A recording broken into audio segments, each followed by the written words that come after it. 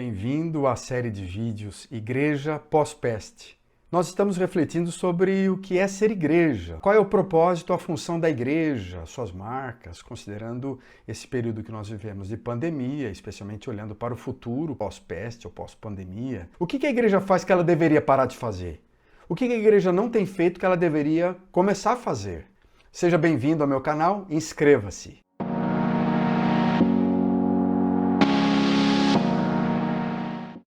Toda essa reflexão sobre a natureza e a essência da igreja nos leva a fazer algumas perguntas importantes, não é verdade? Onde está a igreja? A gente está vendo que a igreja não está no prédio, no templo, no santuário. Como é que a gente mede a qualidade, a saúde de uma igreja local? Então, são uma série de questões importantes. Quando a gente olha para a história, a gente percebe que há algumas marcas tradicionais que acompanham a história da igreja nesses 2000 anos de existência, mais ou menos. A gente sabe muito bem que é uma história interessantíssima, com várias reformas. Por exemplo, nos séculos XVI, XVII, daquele período do início da modernidade na Europa, houve enormes reformas protestantes e que eles enfatizaram alguns pontos muito significativos. João Calvino fala sobre onde a gente se encontra ouvindo a palavra, os sacramentos são administrados, ali a gente não pode duvidar que a Igreja de Deus está presente. Mas eu acho que a gente pode enfatizar alguns pontos quando a gente tenta definir essa igreja, que é essa gente, homens e mulheres reunidos para adorar, homens e mulheres reunidos para proclamar uma palavra, para celebrar ordenanças, num contexto assim de muita organização, de ordem. Tem algumas características fundamentais. A primeira característica da igreja que eu quero destacar com vocês é o fato dela ser uma comunidade que adora. Essa é uma coisa fundamental da igreja, esse conceito de adorar, né? Uma das coisas fundamentais para a gente entender o que é ser cristão hoje é justamente esse conceito de adoração. Mas eu não estou falando aqui da mídia, dos shows gospel, de coreografia high-tech, ou de modelos litúrgicos judaizantes, unções criativas. Eu também não estou falando aqui com vocês sobre a questão da horizontalização dos cultos, essa tendência mais intimista, a gente fechar o olho, a gente centrar nos nossos próprios desejos, nossa própria vontade subjetiva, nosso próprio entusiasmo. Adorar também não se refere simplesmente àquele período de músicas, cânticos coordenados por uma banda, com fortes emoções, com guitarra, baixo, bateria, que eu curto bastante também música moderna, mas não é só isso. Muito menos somente aquelas liturgias tradicionais, fechadas, impressas, nos programas litúrgicos, bem limitados a minutos específicos, contados. Não é isso. Adorar é mais do que isso. Nós fomos chamados para adorar. Quer dizer que essa é uma comunidade escolhida de homens e mulheres para adorar Deus. Adorar Deus. Isso é central na existência dela. Mas o que é adorar? O que significa adoração? Eu queria começar com você pensando um pouco no último livro do Novo Testamento, que é Apocalipse. E é um livro cheio de mistérios, à primeira vista. Você sabe que ele foi escrito por João, o único sobrevivente, o último dos apóstolos, que estava aprisionado numa ilha chamada Ilha de Patmos, uma pequena ilha grega, exilado. E cuidado com as interpretações. Há muita gente falando besteira, definindo, explicando os números, uma numerologia de Apocalipse. Há muito simbolismo nesse livro, né? A gente tem que tomar muito cuidado. O livro, na verdade, ele é multidimensional, ele é tridimensional, ele trabalha sobre questões voltadas a todas as épocas, desde o passado, ao presente, até o futuro. O que o livro de Apocalipse nos mostra é que, na verdade, adorar significa estar na presença de Deus. Nós entramos com consciência na presença de um Deus todo-poderoso, soberano. Você vê isso lá em Apocalipse capítulo 4. Santo, santo, santo é o Senhor nosso Deus. E aí é uma série de questões ligadas aos profetas do Antigo Testamento, como Isaías. Santo, santo é Deus. Então, seres viventes cobrem os olhos, anjos, são elementos diversos, simbólicos aí que demonstram todas as pessoas, todos os seres criados e que Deus é santo e nós estamos na presença de Deus. E na presença de Deus a gente teme, a gente sente algumas coisas interessantes, profundas, né? Na verdade nós não conhecemos Deus, não conhecemos. Há milhares de santuários, milhares de instituições, seminários, faculdades teológicas, muita gente falando, mas esse Deus falado frequentemente nos corredores, nas nossas comunidades, nos programas de televisão, é um Deus muito diferente daquela imagem do Jesus Deus da Bíblia. é uma figura bem indistinta de Deus. É uma apresentação de um Deus frequentemente gnóstico, né? Reflexo da nossa própria imaginação, fantasiado por desejos, mascarados por sentimentos, por filosofias, um Deus vagamente esboçado na nossa mente, meio Zeus, meio orixá. Esse, se Deus quiser, Deus te abençoe, tem uma ideia muito estranha de quem realmente é Deus. Nós criamos, às vezes, um Deus parecido com um velhinho de barba branca que se senta no shopping na época do Natal, né? Um verdadeiro Papai Noel, que vai engordando a gente com aquela bondade de vovó, de vovô, vai mimando, vai cuidando dos seus netinhos.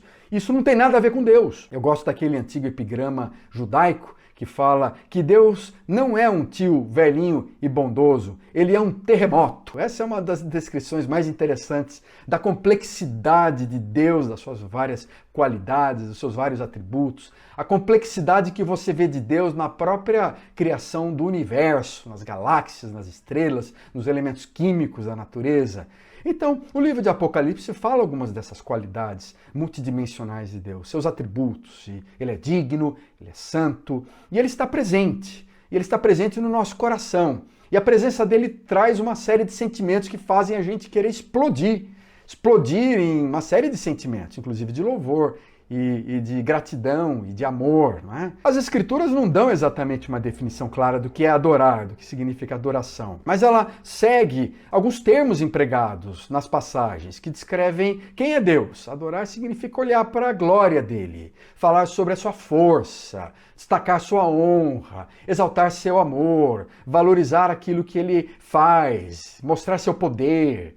Então Apocalipse 4 fala sobre isso. Digno é Deus, porque ele criou todas as coisas. Aí ele vai a glória, a honra, o poder, muito maior do que a glória, a honra e poder de todos os homens e mulheres famosos, importantes do mundo. E Apocalipse 5 continua.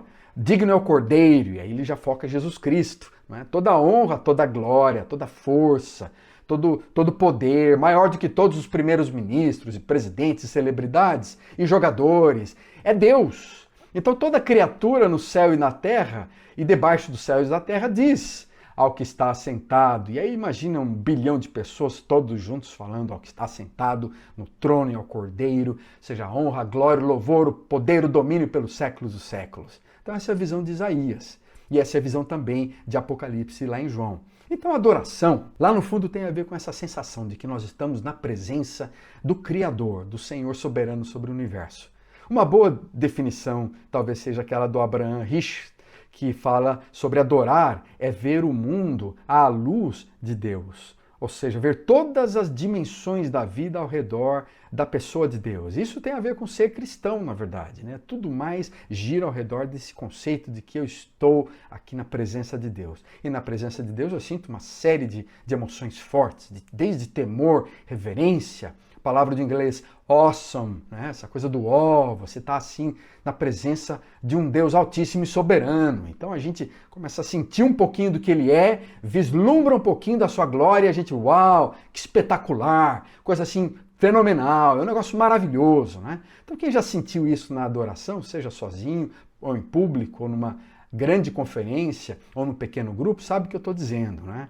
Deus é digno, Deus é santo, e na presença dele a gente sente isso. Então a igreja é essa comunidade da presença de Deus. Então, onde alguns estão reunidos, como eu já falei, em nome de Jesus, estão nessa presença de Deus, eles sentem algo especial. Então, no adorar, a gente foca esse nosso posicionamento diante de Deus. E na presença de Deus, a gente quer amá-lo, e a gente quer amar o próximo, a gente quer amar a nós mesmos, e a gente é consumido, então, por uma série de sentimentos especiais que ajudam a gente a entender o que é adoração. Então, a gente tem uma visão de Deus, e a gente começa a entender também, não apenas quem é Deus e a presença dele, mas os seus propósitos.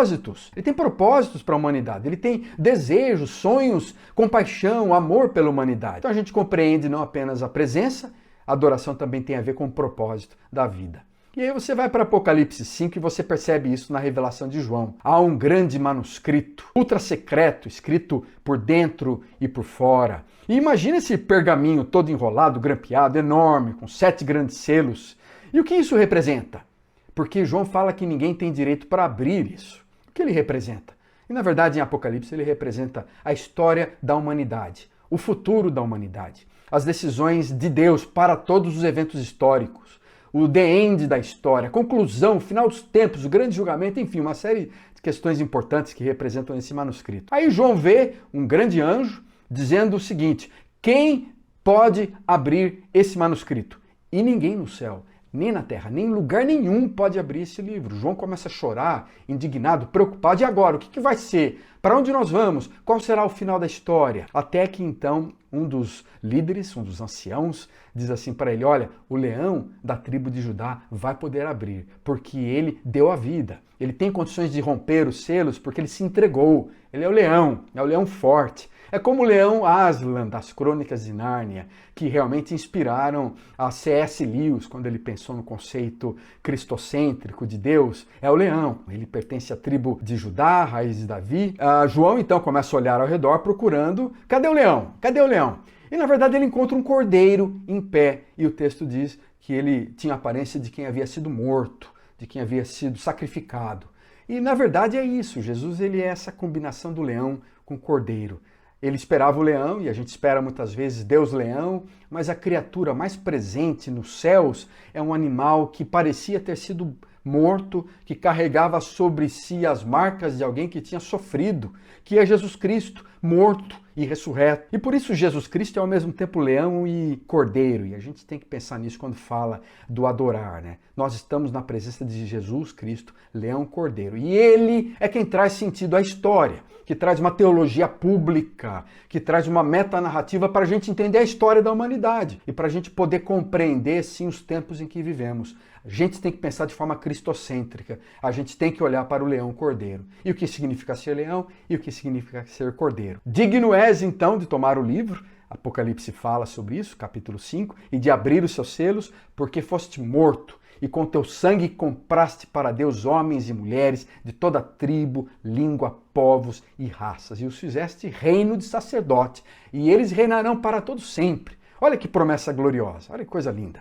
Então, na presença de Deus, nós compreendemos seus propósitos. Ele declara a sua história para nós, o Espírito Santo vem sobre nós, os eventos da sua vida fazem parte da nossa vida agora, sua morte, sua ressurreição, seu ministério, a descida do Espírito Santo, o nascimento da igreja. E, portanto, através da adoração, a gente está representando a história sagrada e a gente comemora juntos, ou separados, ou sozinhos, esses eventos salvíficos da história. A história tem sentido, a história tem direção, a história sabe para onde vai. Nós não estamos simplesmente vivendo num mundo caótico, líquido, sem direção, cínico e cético. Nós temos rumo, nós temos Jesus Cristo. Então ele nos dá a compreensão para a gente começar a entender a história. Então a gente adora.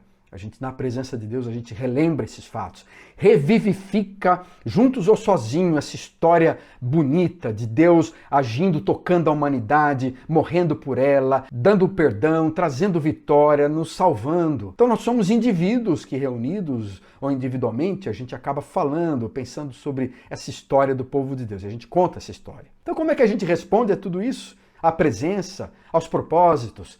Apocalipse usa a palavra proskineu no grego, dizendo que eles se prostravam diante do Cordeiro, diante daquele que estava sentado no trono, e adoravam aqueles que viviam para sempre. Eu acho que essa palavra proskineu é muito interessante, porque ela realmente reflete esse aspecto da nossa submissão, da nossa profunda reverência diante de Deus, do ato de nos inclinarmos e poder dizer: Tu, Senhor, és Deus, digno de toda honra, toda glória. E nós estamos aqui apenas na Tua presença.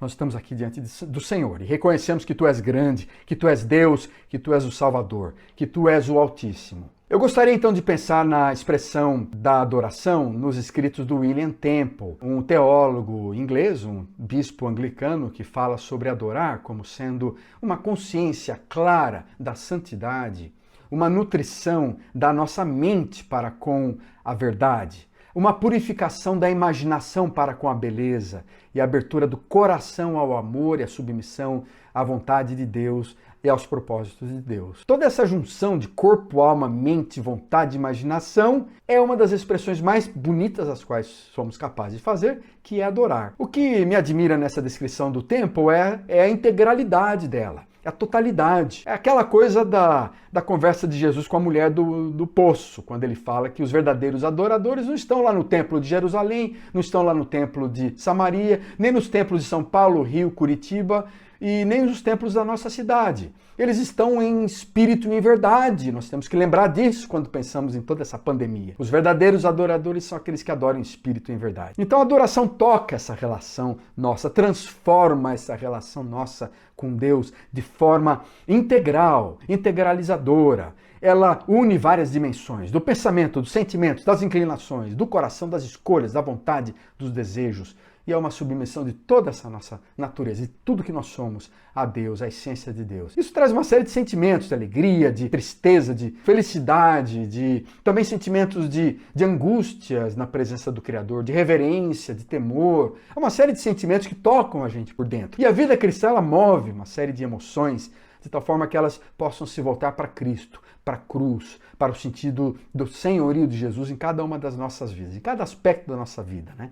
Para que vivamos, como Paulo fala, para o louvor da glória de Deus. Concluindo então, como é que a gente pensa, quais são as implicações de ser uma comunidade que adora, quando a gente pensa no pós-peste, eu acho que há várias, não é? O fato da revelação de Deus levar a uma resposta nossa. A revelação da presença de Deus e dos propósitos nos leva a gente a responder a Ele adorando. E o fato de que na adoração a gente vai vivendo essa história sagrada no dia a dia da nossa vida, sofrendo com a cruz, celebrando com a ressurreição e revisitando dia a dia essa nossa jornada densa, complexa, que é ser cristão, a gente vai adorando, a gente vai sabendo que está na presença de Deus, que Deus é digno de todas as coisas, Deus é glorioso, toda a honra e glória pertence a Ele. E na verdade, diante disso, há uma série de diferenças, particularidades, estilos, preferências humanas das nossas culturas e igrejas. E essa variedade é boa. A gente deve permitir, deve dar liberdade para as pessoas se expressarem de diversas maneiras aquilo que elas sentem.